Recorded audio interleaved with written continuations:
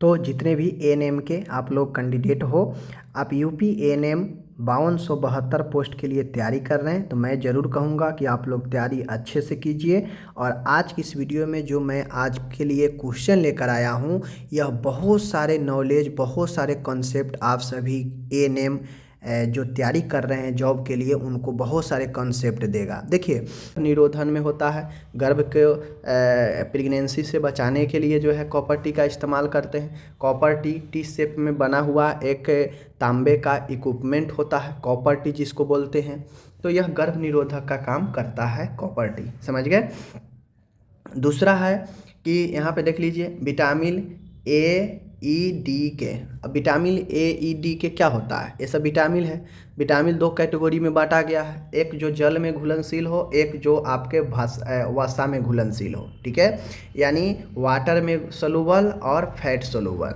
तो हम जानते हैं विटामिन बी के जितने सारे कम्प्लेक्स हैं, विटामिन बी वाला और सी, यह दोनों जल में घुलनशील होता है, बाकी जितने भी बच जाते हैं वह सब फैट में घुलनशील है। तो ए ई डी के ये सब वसा में घुलनशील है, फैट में, ठीक है। आगे बढ़िए।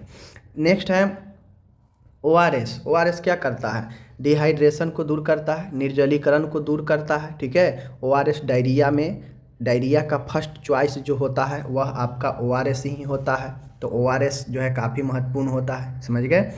आगे है यहाँ पे आयरन होता है। हम लोग जानते हैं कि हम भोजन जो लेते हैं, आहार जो लेते हैं, हमारे आहार से बहुत सारे खनिज, लवण, प्रोटीन ये सब मिलता है बहुत कम मात्रा में। हम बहुत सारे भोजन करते हैं तो जाके जो है हमें बहुत सारे छोटे अमाउंट में हमें प्रोटीन, खनिज, लवण, विटामिन ये सब मिलता है, समझ गए। और जैसे आप 4 किलो 5 किलो दूध को आप उबालते आप उसे खोआ निकालेंगे तो मुश्किल से कहीं उसमें से 250 से आधा किलो 5 केजी दूध में निकलेगा। तो उसी प्रकार से हम इतना सारे भोजन करते हैं, बट इतना सारे भोजन से बहुत कम मात्रा में जो है विटामिन, खनिज, प्रोटीन ये सब मिलता है, समझ गए। कितना ऑब्जर्व होता है समझ लीजिए। तो उसी प्रकार से आयरन भी हमारे इसी से मिलता है।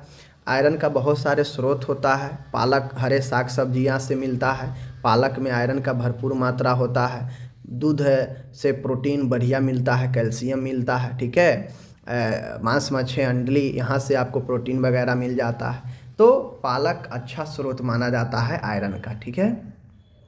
आगे है सोयाबीन में सबसे ज़्यादा, खाद्य पदार्थ में सबसे ज़्यादा प्रोटीन की बात किया जाएगा तो उच्च प्रोटीन सोयाबीन में ही होता है, लगभग 40%, ठीक है। आगे छठा है पीलिया। जॉन्डिस जो होता है वह एक लीवर का बीमारी है, ठीक है ना। लीवर में आपका जो है एंजाइम होता है एजीपीटी, ठीक है, एजीओटी, ये सब बढ़ जाता है। और इसमें एक बिलुब्रिन होता है, ठीक है, बिलुब्रिन होता है। वह बिलुब्रिन लेवल अगर बढ़ जाएगा तो लीवर में जॉन्डिस जो है आपका लीवर का एक समस्या है, ठीक है। डीडीटी, ठीक है, डीडीटी जो होता है मैं आपको बता दूं यहाँ पे। चलिए, अब आता है यहाँ पे डीडीटी के बारे में हमसे पूछा जा रहा है। तो देखिए, डीडीटी के जो छिड़काव करते हैं, क्यों करते हैं, कीटनाशक को मारने के लिए, ठीक है। डीडीटी एक आपका केमिकल फॉर्मेशन होता है, रसायन होता है जो कीट पतंगों को क्या करता है, नष्ट करता है, ठीक है। तो डीडीटी का फुल फॉर्म आप लोग कमेंट कीजिएगा, ठीक है, डीडीटी का फुल फॉर्म। चलिए नेक्स्ट चलते हैं। नेक्स्ट आपके सामने है, मैं बता दूं, फ्लैश कार्ड। आपको पता होना चाहिए कि जो फ्लैश कार्ड होता है, बहुत सारे फ्लैश कार्ड हो गया, बैनर हो गया, पम्पलेट हो गया, एलईडी हो गया, प्रोजेक्टर हो गया, ये सब ऑडियो विजुअल एड्स है, एआईडी, ठीक है ना। ऑडियो विजुअल एड्स है जो एक टीचिंग का, एक शिक्षा का, स्वास्थ्य शिक्षा का अच्छा माध्यम माना जाता है, ठीक है ना। तो फ्लैश कार्ड हो गया, पम्पलेट हो गया, कोई भी डिजिटल बोर्ड हो गया, ठीक है ना, ये सब आपका टीचिंग का एक अच्छा माध्यम है, ऑडियो विजुअल एड्स का प्रकार है, ठीक है। आगे बढ़े। आगे है लॉ जॉक। आपको पता होना चाहिए कि लॉ जॉक जो होता है वह आपका धनुष के आकार का शरीर बन जाता है, हाथ पैर टाइट होने लगता है, और यह टिटनस में होता है। टिटनस का आता है, टीटी का टीका आता है, टिटनस टॉक्साइड का, जो दिया जाता है व्यक्ति को टिटनस से बचाव के लिए, समझ गए। चलिए, 10वां है ब्लीचिंग पाउडर है। ब्लीचिंग पाउडर का इस्तेमाल हम लोग पानी का शुद्धिकरण में भी करते हैं, ठीक है, ध्यान में रखिएगा। तो इस चीज़ों को ध्यान में आपको रखना है, ठीक है। पानी का शुद्धिकरण क्लोरीनेशन, क्लोरीन के गोली डालने से भी होता है, समझ गए। तो पानी का शुद्धिकरण का ये सब मेथड है। आगे है विटामिन डी। अब आपको पता होना चाहिए विटामिन डी का क्या क्या स्रोत है। तो जहाँ जहाँ से जितने भी डेयरी प्रोडक्ट है, डेयरी प्रोडक्ट जो आपको दूध वगैरह से बना है, वह आपको विटामिन डी का अच्छा स्रोत होता है, समझ गए। और विटामिन डी की कमी से रिकेट्स होता है, जिसे हम लोग हड्डी का रोग, सूखा रोग भी कहते हैं, समझ गए। तो विटामिन डी हड्डी के लिए, हड्डी के विकास के लिए काफ़ी अच्छा माना जाता है, समझ गए चीज़ों को। चलिए, विटामिन डी का कैल्सीफेरोल इसका नाम होता है, रासायनिक नाम, ध्यान रखिएगा। 12 नंबर है विटामिन ए, ठीक है। विटामिन ए जो होता है, मैं बता दूं, विटामिन ए की कमी से नाइट ब्लाइंडनेस, रतौंधी होता है, समझ गए, रतौंधी होता है। विटामिन ए का अच्छा स्रोत गाजर वगैरह जो होता है, जो ज़मीन के अंदर जो होता है, वो सामान लीजिएगा, जैसे गाजर वगैरह, तो वो आपको विटामिन ए का अच्छा स्रोत देता है, ठीक है। अभी मैंने आपसे पूछा था कि डीडीटी का फुल फॉर्म बताइए, ठीक है। तो डीडीटी का फुल फॉर्म अभी मैं बता देता हूँ क्या होता है। डीडीटी का फुल फॉर्म होगा डी फॉर डाइक्लोरो, ठीक है, DICHLORO, dichloro, diphenyl trichloro ethane, ठीक है। डी फॉर डाइक्लोरो, फिर D for diphenyl, T for trichloro ethane, ठीक है, डाइफिनाइल, ठीक है, डाइक्लोरो, डाइफिनाइल ट्राइक्लोरो इथेन, ठीक है, डीडीटी का फुल फॉर्म। ओके, ये चीज़ें हो गया। अब मैं यहाँ पे आपसे पूछता हूँ कि विटामिन ए का रासायनिक नाम क्या है, आप लोग कमेंट करके बताइए। विटामिन सी की कमी से आपको पता होना चाहिए स्कर्वी रोग होता है, जैसे मसूड़ा से खून वगैरह निकलना, ठीक है ना। तो ये सब होता है, स्किन भी रुखरापन होता है। तो ये विटामिन सी की कमी से ये जो है आपका होता है, ठीक है। चलिए, राइबोफ्लोविन जो होता है आपको ध्यान में देना होगा, मैं बता दूं यहाँ पे क्लियर कर। तो मैं आपको बता दूं कि राइबोफ्लोविन विटामिन B2 को कहते हैं, ठीक है ना, विटामिन B2 को राइबोफ्लोविन कहते हैं। तो इन चीज़ों को आप लोग जो है समझिएगा, ठीक है। तो आप लोगों को मैं बता दूं यहाँ पे कि ये जो विटामिन B2 जो होता है, राइबोफ्लोविन जो हम कहते हैं, इसके कमी से कहीं ना कहीं आपके मुंह में संबंधित स्टोमेटाइटिस जो होता है, मुंह का संक्रमण, ये आपको हो सकता है, ठीक है। तो इन चीज़ों को ध्यान में आपको रखना है। चलिए, ये चीज़ें हो गया। नेक्स्ट है, कहता है यहाँ पे देख लीजिए विटामिन के। अब विटामिन के की कमी होने से जो रक्त है आपका ज़्यादा पतला हो जाएगा, थक्का नहीं बना पाएगा, ठीक है ना। और इस कंडीशन को जो है आपको ब्लड क्लॉटिंग में समस्या होता है। विटामिन के जो है आपको ब्लड क्लॉटिंग में मदद करता है, समझ गए। तो ये चीज़ें को ध्यान में रखिए। आपसे एग्ज़ाम में ऐसे भी पूछा जा सकता है फिलअप में कि रक्त के थक्का बनाने में कौन सा विटामिन सहायक है, तो कौन सा, विटामिन के, ठीक है। चलिए, नेक्स्ट क्वेश्चन है विटामिन बी। विटामिन बी की कमी से बेरी रोग होता है, ठीक है, आपको पता होना चाहिए। विटामिन ई की कमी से स्टरलिटी यानी बांझपन की समस्या होती है महिलाओं में, अगर विटामिन ई की कमी होती है तो, ठीक है। चलिए आगे चलते हैं। नेक्स्ट है आयरन। आयरन की कमी से एनीमिया रोग होता है, जिसमें हीमोग्लोबिन की स्तर कम जाता है। अब हीमोग्लोबिन का स्तर जैसे ही लेवल कमेगा तो बॉडी में ऑक्सीजन का भी संचरण कम जाता है, जिससे बॉडी पीला दिखने लगता है, ठीक है ना। तो एनीमिया, आयरन की डिफिशियंसी एनीमिया भी होता है, फॉलिक एसिड डिफिशियंसी एनीमिया भी होता है। तो बहुत सारे एनीमिया का अलग अलग प्रकार है, उसमें से आयरन की कमी से भी एनीमिया होता है, ठीक है। 19 नंबर का है प्रोटीन की कमी से, प्रोटीन डिफिशियंटी जो रोग होता है वह क्वास्कियोर है। क्वास्कियोर जो रोग होता है वह प्रोटीन की कमी से होता है, समझ गए। आयोडीन की कमी से ग्वाइटर, जिसे घेघा रोग कहते हैं, इसीलिए लोग कहता है कि उचित मात्रा में पोषण भोजन में, आहार में सब चीज़ होना चाहिए, ठीक है ना। तो उसमें से आयोडीन का भी होना ज़रूरी है। ओके, नेक्स्ट क्वेश्चन है WHO क्या है, तो WHO आप लोगों को पता होना चाहिए, जिसका मुख्यालय जेनेवा स्विट्जरलैंड में है। WHO एक अंतर्राष्ट्रीय एजेंसी है जो पूरे विश्व पर स्वास्थ्य के क्षेत्र में काम करता है, ठीक है ना। 22 है ट्यूबरक्लोसिस, जिसे हम लोग TB कहते हैं। यह जो है ट्यूबरक्लोसिस को ठीक करने के लिए डॉट्स थेरेपी दी जाती है, ठीक है। तो आपको एक चीज़ पता होना चाहिए कि ट्यूबरक्लोसिस में डॉस थेरेपी चलता है, जिसे direct observe treatment short course कहा जाता है। समझ गए। ट्यूबरक्लोसिस किसके कारण होता है? तो एम बैक्टीरिया होता है, माइकोबैक्टीरियम ट्यूबरक्लोसिस के कारण होता है। समझ गए। तो ये चीज़ें ध्यान में रखिएगा। 23 नंबर है गृह भेंट, होम विजिट। देखिए वीडियो जो मैं बताता हूँ ध्यान से देखिएगा, सब क्वेश्चन में कुछ ना कुछ एक्स्ट्रा चीज़ें बता रहा हूँ।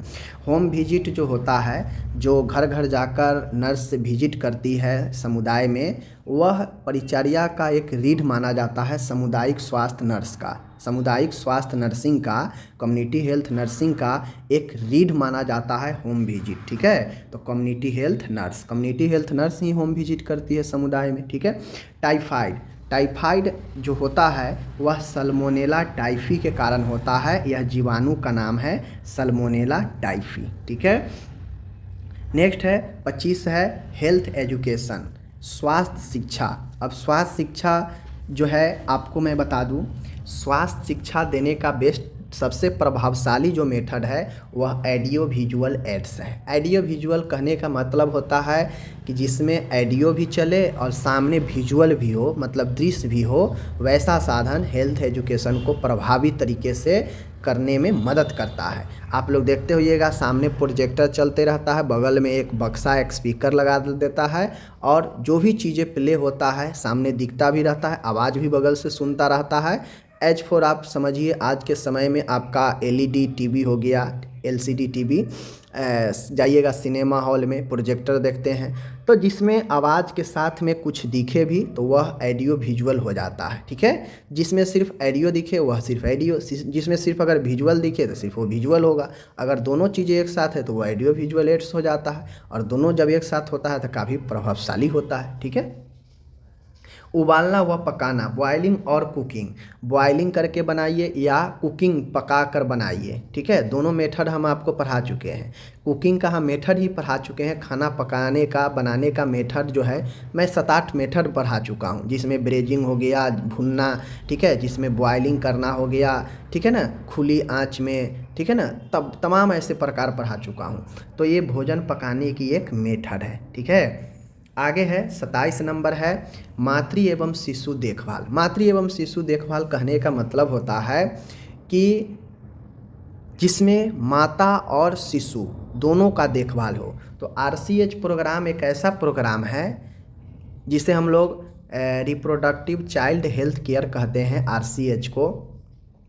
इसमें होता यह है कि जो महिला अपने बच्चे को जन्म देती है तो बच्चे के साथ महिला दोनों को सर्वांगीण स्वास्थ्य का देखभाल आरसीएच के अंदर दिया जाता है, यानी मैटरनल एंड चाइल्ड हेल्थ दोनों का देखभाल इस आरसीएच के अंदर होता है। समझ गए। आरसीएच एक प्रोग्राम है। ठीक है। उसके बाद जिसको आरसीएच का जो है आप लोग बताइए कि कब जो है शुरुआत की गई थी। ठीक है। आईयूसीडी इंट्रा यूटेरिन कंट्रासेप्टिव डिवाइस होता है। ठीक है। इंट्रा मतलब अंदर, यूटेरिन मतलब गर्भाशय, ठीक है, यूटेराइन उसी को कहिए इंट्रा यूटेराइन कंट्रासेप्टिव डिवाइस, यानी गर्भाशय के अंदर गर्भ निरोधक डिवाइस लगाना, उसी को इंट्रा यूटेरिन कंट्रासेप्टिव डिवाइस कहते हैं। तो वह होता है कॉपर टी गर्भाशय के अंदर टी शेप में एक होता है। इसमें हार्मोनल भी होता है और नॉन हार्मोनल भी होता है। अगर कोई हार्मोनल वाला लगाता है तो इसमें हार्मोनल दवाइयाँ फिट करके ये लगाया जाता है गर्भाशय के अंदर, जिससे कुछ समय कुछ वर्षों तक बचा जाता है प्रेगनेंसी से। ठीक है। 29 नंबर का क्वेश्चन है निर्जलीकरण को हम लोग रोक सकते हैं ओआरएस से। ठीक है। जहाँ जहाँ निर्जलीकरण की समस्या हो, शरीर से बहुत पानी निकलने लगे, दस्त होने लगे, ठीक है, मल बहुत ज़्यादा पतला होने लगे, तो वैसे मरीजों को तुरंत ओआरएस का घोल पिलाना चाहिए। ठीक है। 30 नंबर का क्वेश्चन है कैल्शियम मस्ट जो होता है, दूध से काफ़ी ज़्यादा जो है आपको कैल्शियम मिलता है। ठीक है। 31 है पेप्टिक अल्सर में हम लोग जानते हैं कि पेट के अंदरूनी जो लेयर होता है म्यूकोसा, उसमें जो है छाले पड़ जाते हैं, वहाँ से ब्लीडिंग वगैरह हो सकता है। तो ऐसे पेशेंट जो पेप्टिक अल्सर से ग्रसित हो उसको रफेज डाइट देनी चाहिए। रफेज डाइट मतलब फल फूल हरे साग सब्जी जिसमें रेशेदार हो, जो आसानी से पच सके, मिर्च मसाला न हो, वैसे भोजन को रफेज भोजन अनुत्तेजक आहार कहते हैं। ठीक है। 32 नंबर है जल की कठोरता। जल की कठोरता को हम लोग, अब जो हार्डेस्ट वाटर होता है, जल की कठोरता को हम लोग कैसे दूर करेंगे? तो कुछ तो केमिकल चीज़ें हैं, सोडियम बाइकार्बोनेट, सोडियम कार्बोनेट होता है। और जो होता है, अगर नॉर्मल तरीके पर आप जो है आप उसको दूर करना चाहते हैं तो वो बॉइलिंग, आप जल को उबाल दीजिए। आप नॉर्मल पानी और उबाला हुआ पानी पीजिए, दोनों में आपको काफ़ी अंतर आएगा। आप नॉर्मल पानी पीजिएगा थोड़ा सा हार्ड टाइप से आपको लगेगा, लेकिन उसी को उबाल के पीजिएगा तो लगेगा ये पानी बिल्कुल सॉफ्ट सॉफ्ट हो गया है। तो वही है, जल की कठोरता को आप उबाल के भी दूर कर सकते हैं। ठीक है। 30 नंबर का क्वेश्चन है फ्लाई। अब टाइफाइड जो होता है, जो टाइफाइड बुखार जो होता है, अक्सर ये तो होता है साल्मोनेला टाइफी के कारण, बट ये जो टाइफाइड होता है आपका, यह आपके दूषित पानी से, दूषित भोजन से होता है। तो जो घरेलू मक्खी होता है उससे खाने को ढक कर रखिए। ठीक है।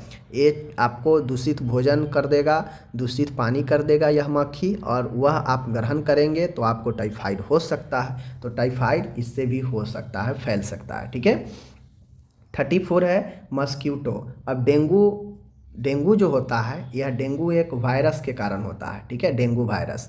लेकिन मस्क्यूटो यह प्रजाति किसका है? तो मच्छर का। डेंगू एक मच्छर प्रजाति से आता है। समझ गए, चीज़ों को ध्यान रखिएगा। खसरा, खसरा जो होता है यह एक वायरल रोग है। ठीक है, यह एक विषाणु वायरस से होने वाला एक रोग है, विषाणु वायरल इन्फेक्शन है। ठीक है, समझ गए।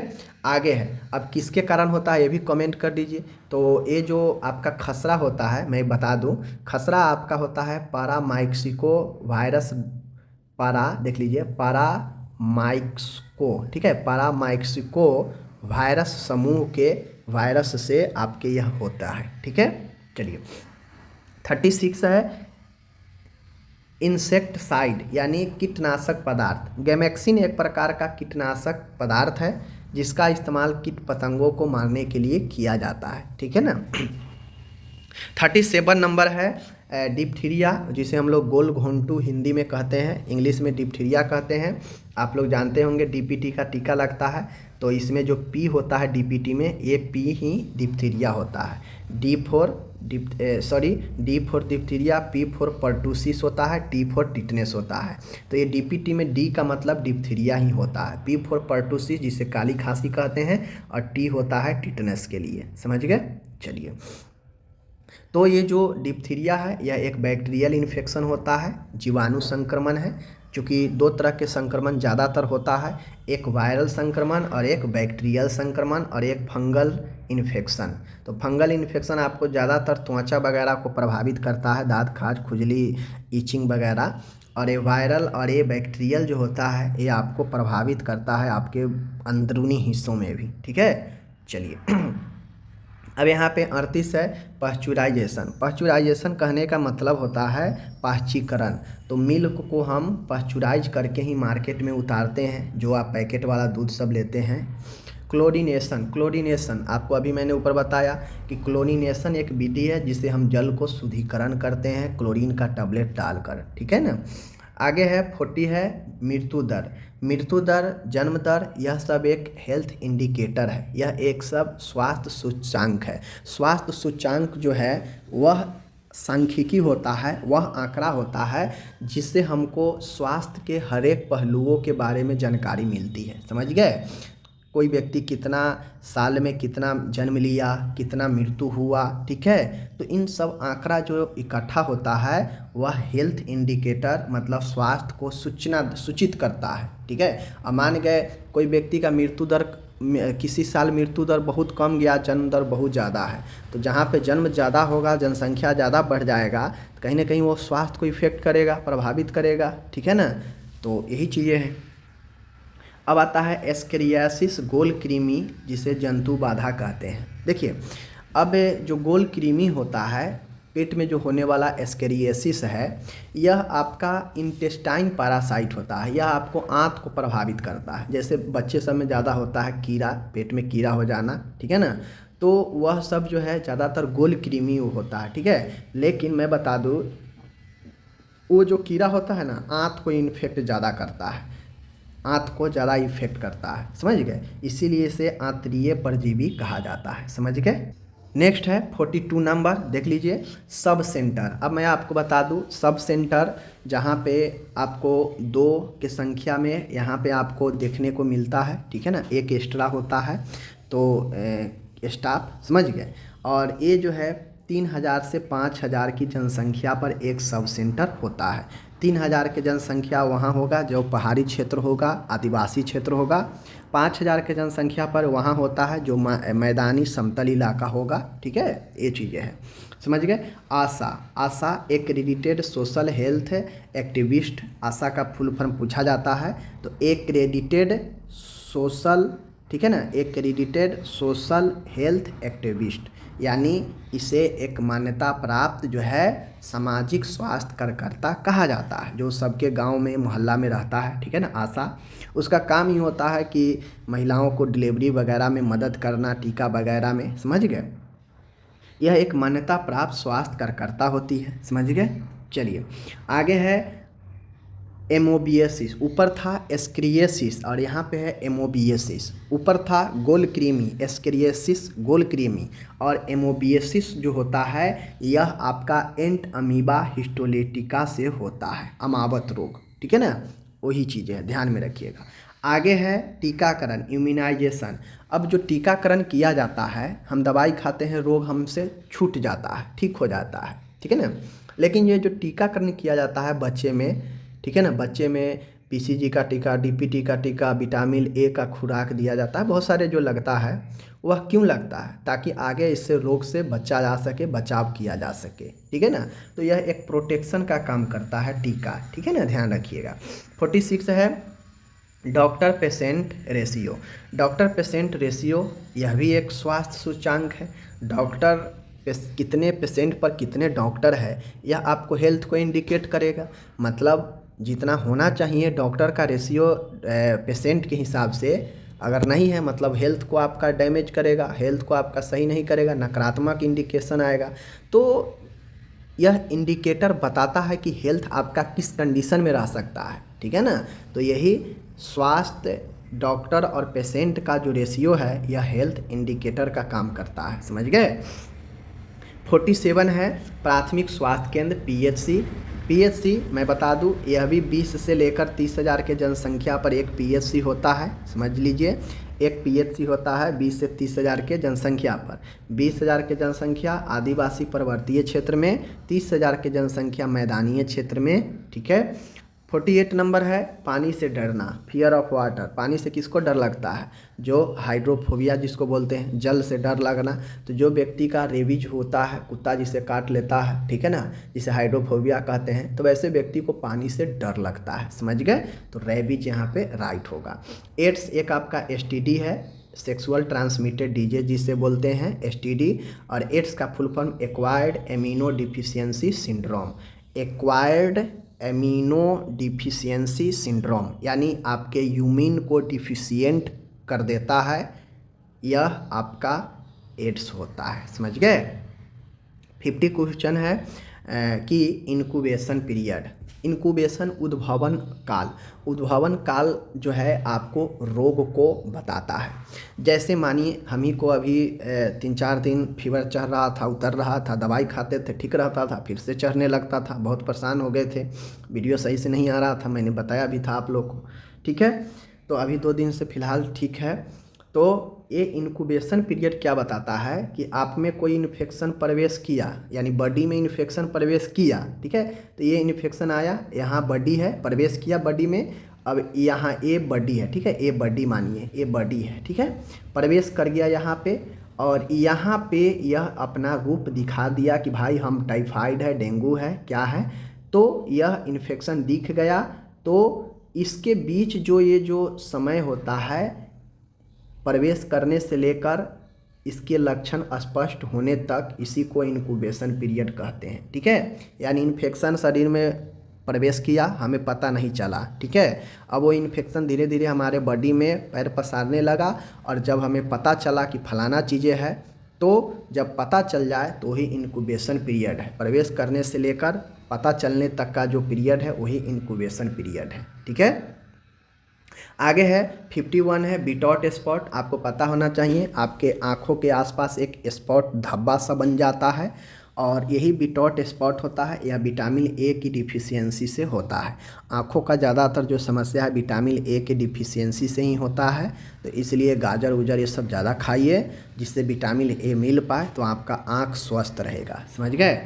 52 है कैरोट गाजर। गाजर में कैरोटीन की मात्रा अच्छा खासा पाया जाता है।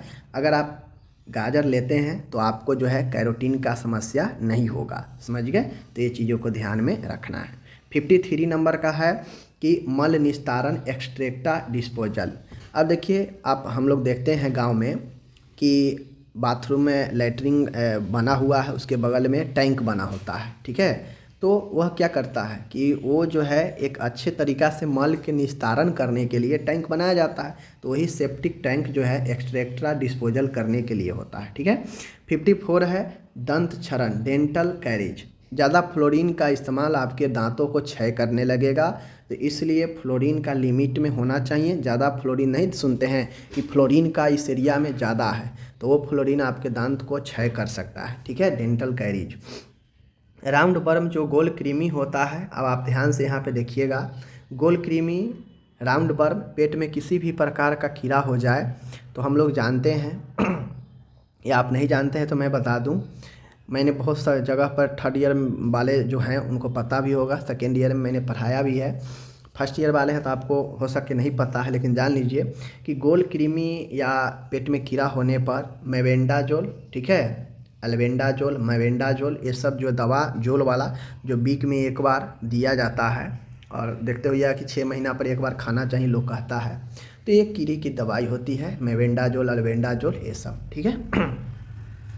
56 नंबर है पेलेग्रा, जिसे हम लोग पेलेग्रा एक रोग होता है जो किस विटामिन के कमी से होता है, तो विटामिन B3 जिसे हम लोग नियासिन भी कहते हैं, ठीक है ना, जिसे हम लोग क्या कहते हैं, नियासिन।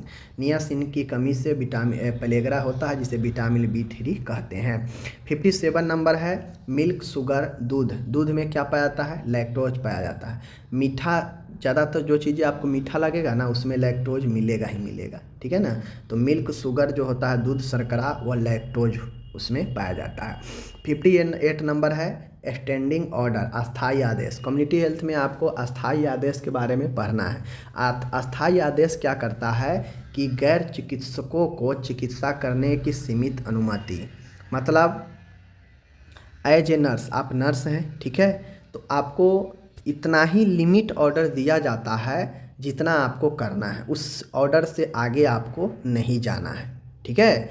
तो यह अस्थाई आदेश स्टैंडिंग ऑर्डर जो होता है वैसे कर्मियों के लिए होता है जो डॉक्टर, जो मेडिकल डॉक्टर नहीं है, जो चिकित्सक नहीं है, जो गैर चिकित्सक है, जो सिर्फ पेशेंट को असिस्ट करता हो जैसे नर्स वगैरह, ठीक है, तो इन लोगों को सीमित चिकित्सा करने की अनुमति देता है स्टैंडिंग ऑर्डर, ठीक है। आगे है माल न्यूट्रिशन, कुपोषण। अब कुपोषण कब होता है, कुपोषण से कोई व्यक्ति, कुपोषण क्या है, कुपोषण यानी पोषण में कहीं ना कहीं कमी होना, तभी तो कुपोषण होगा।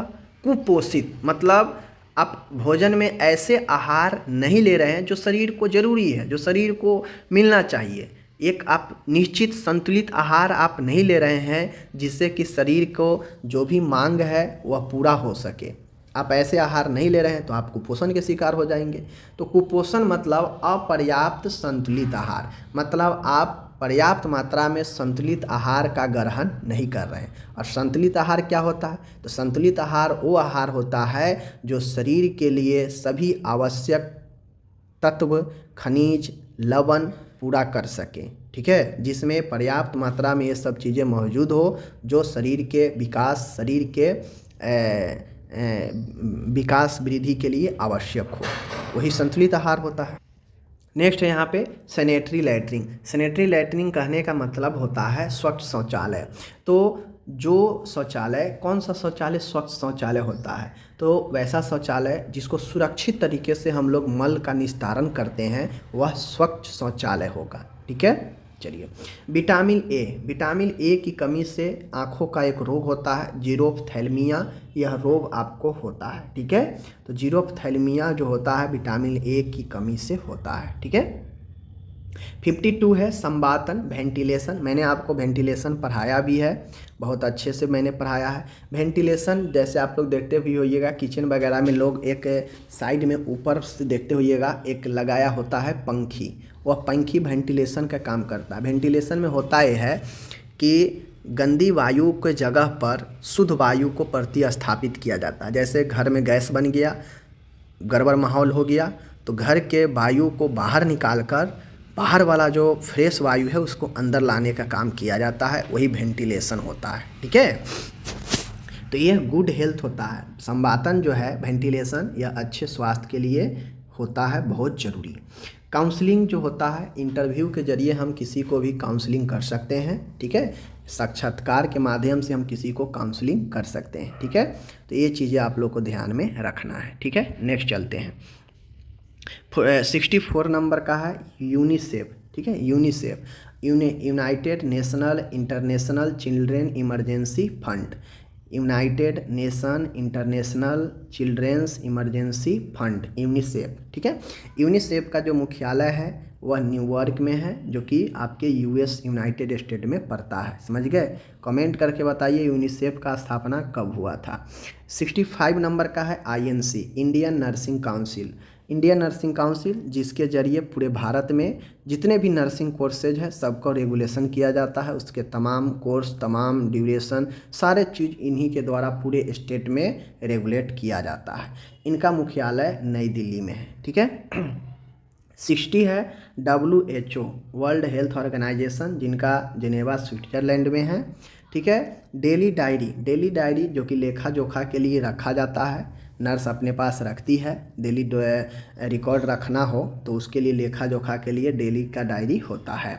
68 नंबर है सोशल कंट्रोल, सामाजिक नियंत्रण या एक परंपरा का जो है आपका देन है, जिससे समाज पर नियंत्रण रखा जाता है परंपरा के कस्टम्स के जरिए। ठीक है। सब सेंटर 3 से 5,000 के जनसंख्या पर होता है। 3,000 के जनसंख्या आदिवासी पहाड़ों क्षेत्र में, 5,000 समतलीय क्षेत्र में। 70 नंबर का है स्वास्थ्य सांख्यिकी, हेल्थ स्टैटिक्स, स्वास्थ्य सांख्यिकी हम लोग कहाँ कहाँ से प्राप्त कर सकते हैं। देखिए, सांख्यिकी मतलब होता है आंकड़ा, तो हम स्वास्थ्य के बारे में आंकड़ा कहाँ से प्राप्त कर सकते हैं? रजिस्ट्रेशन के जरिए। जैसे भारत सरकार को अगर ये जानना हो कि इस साल कितने बच्चे जन्म लिया, तो गिनती थोड़ी ना करवाएगा पूरे देश में पता करने के लिए, तो वो यही पता करते हैं कि भाई कितने लोग जो है जन्म प्रमाण पत्र के लिए पंजीकरण किया है, रजिस्ट्रेशन किया है। और हम लोग जानते हैं कि जन्म के 21 दिन के अंदर ये पंजीकरण होना चाहिए, या कोई व्यक्ति मृत्यु कर गया तो मृत्यु के 21 दिन के अंदर पंजीकरण होना चाहिए। ठीक है। और यही पंजीकरण सरकार के पास एक आंकड़ा बताता है कि साल में इतने जन्म हुआ है, साल में इतने मृत्यु हुआ है, और ये सारे चीज़ें जो है वहाँ से डाटा प्राप्त होता है। तो ये जो स्वास्थ्य की आंकड़ा है, स्वास्थ्य की जो सांख्यिकी है, यह रजिस्ट्रेशन से जो है प्राप्त किया जा सकता है। ठीक है। 71 और लास्ट है ये विवाह, मैरिज। तो आप लोग को मैं पढ़ा चुका हूँ मोनोगामी, पॉलीगामी, ठीक है ना, बहुत सारे मैं पढ़ा चुका हूँ मैरिज का टाइप्स। तो उसमें से मोनोगामी एक विवाह का प्रकार है। ठीक है। तो इस प्रकार से मैंने आपको 71 क्वेश्चन मैंने आपको करा दिया जो है, इसको ज़रूर देख लीजिए अच्छे से 1-2 बार, ताकि आपको समझ में आ जाए। ठीक है।